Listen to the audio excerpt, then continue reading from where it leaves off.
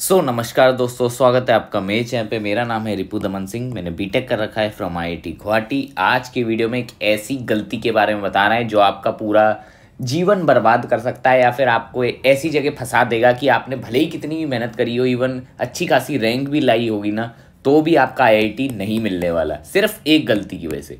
तो इसी गलती का एग्जाम्पल देते हुए मैं दो स्टोरी बताने वाला हूँ। जो एक तो अभी जस्ट रिसेंट की है, इससे हो सकता है आप लोगों का जोसा भी डिले हो जाए, हो सकता है आपका कॉलेज का एडमिशन भी डिले हो सकता है इस बार। तो इस वीडियो को ज़रा ढंग से देखिए कि हो सकता है आप में से किसी ने भी अभी गलती कर दी हो, तो अभी भी टाइम है। अगर आप कुछ एक्शन ले लेते हैं तो शायद आप बच सकें। तो इस वीडियो को ज़रा एंड तक देखिए, ठीक है। आज अपन एक स्टोरी सुनाएंगे, पहले तो आर्यन की और दूसरी सुनाएंगे सिद्धार्थ की, ठीक है। सिद्धार्थ है कि सिद्धांत है, सॉरी, ठीक है।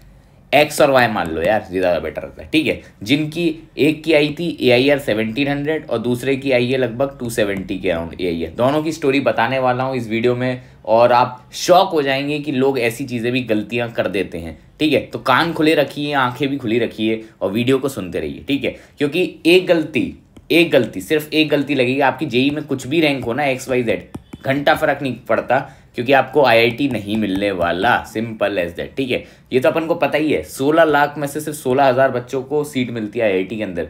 जो सिलेक्शन रेशियो अगर आप देखोगे तो लगभग 1% के अराउंड है, मतलब 100 में से एक बच्चा ही आईआईटी जा पा रहा है, ठीक है। और फिर भी इनमें से भी जो 100 में से जिनकी रैंक आ गई वो भी नहीं जा पा रहे हैं। ऐसा क्यों, इस वीडियो में बताऊंगा, ठीक है। तो चलिए जल्दी से स्टार्ट करते हैं, आपका टाइम वेस्ट नहीं करेंगे।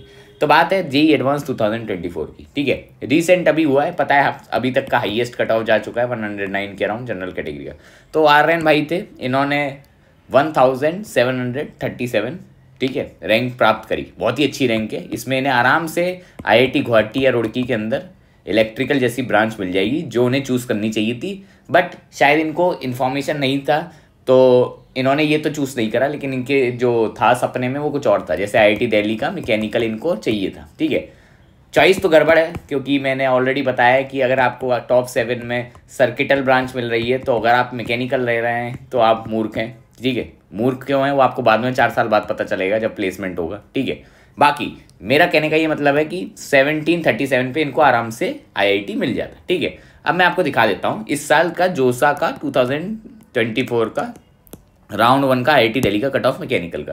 तो ओपनिंग रैंक हुई है 1225 पे और क्लोजिंग रैंक हुई है 1774 पे, और इन भाई साहब की रैंक थी 1737।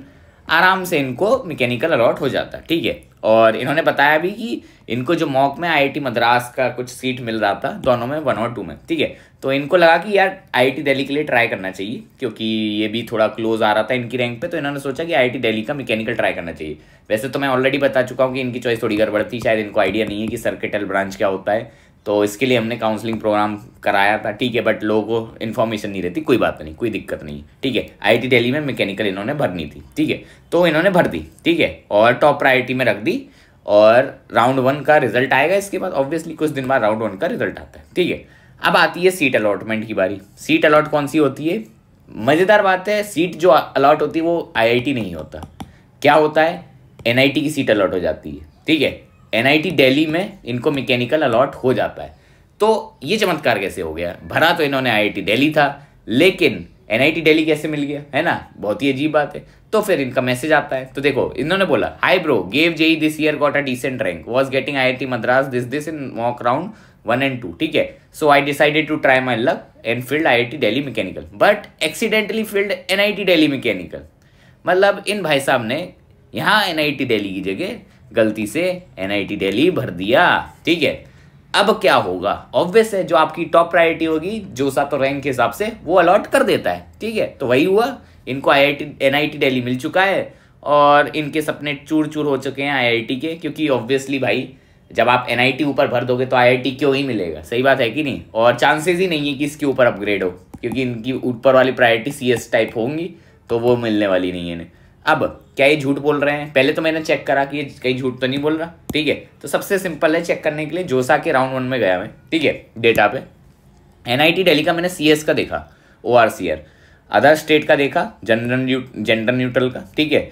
और मुझे मिला कि OR जो है वो 2438 के अराउंड है और क्लोजिंग रैंक 237361 है। तो इधर तो इनकी रैंक नहीं दिख रही, मतलब इन्होंने CS तो नहीं भरा था ऑब्वियसली। और CS बेस्ट ब्रांच होती है किसी भी एनआईटी पे, ये तो कॉमन सेंस है। अब बात आती है मैकेनिकल की, और जब देखते हैं अपन तो मैकेनिकल में चमत्कार दिखता है। मैकेनिकल में इनकी रैंक दिख रही है 1737, ठीक है, जो कि CS से भी काफ़ी ज़्यादा बेटर है।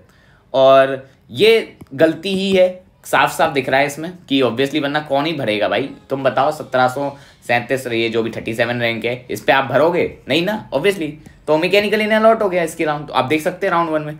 तो अभी क्या कर सकते हैं, ये ज़्यादा से ज़्यादा क्या कर सकते हैं, केस फाइल कर सकते हैं, जिसमें आई डोंट नो कि कितने चांसेस होंगे। क्योंकि देखो, इन भाई साहब की गलती है कि इन्होंने NIT का फिल्टर क्यों लगा दिया, मतलब सारे कॉलेजेस का फिल्टर आउट क्यों नहीं करा, सिर्फ IIT सेलेक्ट कर लेते तो NIT दिल्ली आता ही नहीं, ठीक है।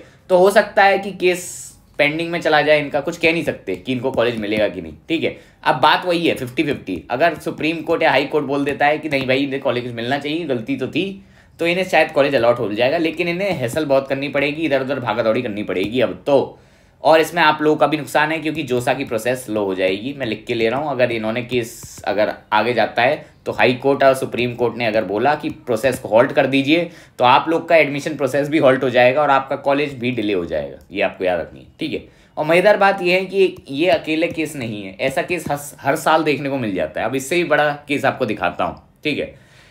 तो अब हमारी स्टोरी शुरू होती है सिद्धांत बत्रा की, ठीक है। इन्होंने काफ़ी अच्छी मतलब रैंक प्राप्त करी, अराउंड 270 के अराउंड जनरल कैटेगरी में, ठीक है। ऐसी वैसी रैंक नहीं है भाई, कोई भी IIT में, मतलब अच्छे वाले IIT में इन्हें CS मिल जाएगी, ठीक है। तो इन्हें सीट अलॉट हो गई राउंड 1 में, ठीक है।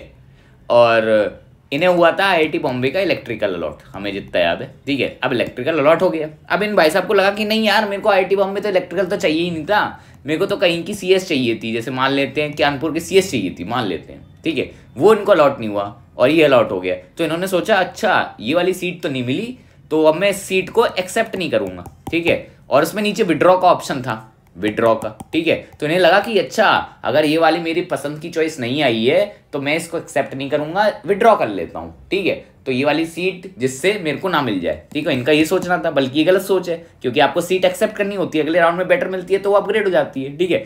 अब इन भाई साहब को ये नहीं पता था, तो इन्होंने विड्रॉ कर लिया मिस्टेक से, ठीक है। इनको नहीं पता था बिल्कुल भी, क्योंकि लैक ऑफ नॉलेज रहती है ना इधर काउंसलिंग के बारे में। इवन जेई में इनकी 270 रैंक है, मतलब जेई के सारे कंसेप्ट जानते हैं, लेकिन जोसा के कंसेप्ट नहीं जानते थे ये, ठीक है। हो जाता है भाई, क्योंकि रूल्स नहीं पढ़ते हैं जोसा के, तो ये हो जाता है, ठीक है। और जोसा के रूल्स हैं, उसके बाद उसके हिसाब से सिर्फ साफ साफ लिखा है, अगर आपने विड्रॉ कर ली सीट तो आप एडमिशन प्रोसेस से ही बाहर हो जाएंगे। इसका मतलब आपको कोई भी सीट अलॉट नहीं होंगी, ठीक है। तो जैसे ही ये बाहर हुए, इन्होंने भी फिर केस वेस करा था, लेकिन बात ये होती है कि केस जीत जाते हैं और इनको IIT बॉम्बे में बाद में कोई भी इनकी फेवरेट जो मनचाही सीट थी वो बाद में अलॉट हो जाती है, ठीक है। तो इनका तो सॉर्ट हो गया था, लेकिन वही था उस दिन जो उस साल जोसा का प्रोसेस स्लो हो गया था, तो शायद से विंटर सेमेस्टर ब्रेक बीच में नहीं दिया था, कॉलेज वालों को दिक्कत हो गई थी, ठीक है। और ये गलती हर साल स्टूडेंट करते हैं, हर साल, चाहे जेई में कितना भी होशियार लड़का हो, ये वाली गलती ज़रूर कर देता है, ठीक है।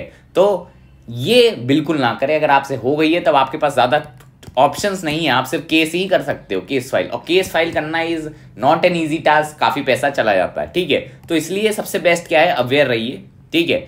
और इससे ज़्यादा आप कुछ नहीं कर सकते। जोसा के रूल्स पढ़िए भाई, कोई भी चीज़ है रूल्स पढ़ो भाई। ऐसे ही अपने हिसाब से कुछ भी मत मान लो कि विड्रॉ करना होता है तो कर लूंगा, नहीं पता तो पूछो किसी से, ऐसे रैंडम एक्शन मत लो, ठीक है। और अब जितना मुझे लगता है, अगर इन भाई साहब ने केस फाइल करा तो जोसा 2024 भी डिले हो सकता है। इसका मतलब आपका कॉलेज में एडमिशन भी डिले हो जाएगा, ठीक है। लॉस वैसे थोड़ा बहुत आपका होगा, अगर आप थोड़ी बहुत पढ़ाई कर लेते हैं, इस वक्त कोडिंग वगैरह सीख लेते हैं तो नहीं होगा, बट चांसेस वेरी हाई लग रहे हैं, क्योंकि अगर इस बंदे का केस एक्सेप्ट हो जाता है आर्यन भाई का, तो चांसेस यही हैं कि जोसा हॉल्ट हो सकता है, ठीक है। तो देखते हैं अब क्या होता है, बट आप ऐसी गलती मत करिएगा, क्योंकि भैया ये गलती हानिकारक हो सकती है आपके लिए। 1700 रैंक पे भी IIT ना मिल रहा हो, और क्या मिल रहा है NIT का मैकेनिकल, जो कि 20,000 रैंक पे भी मिल जाता है।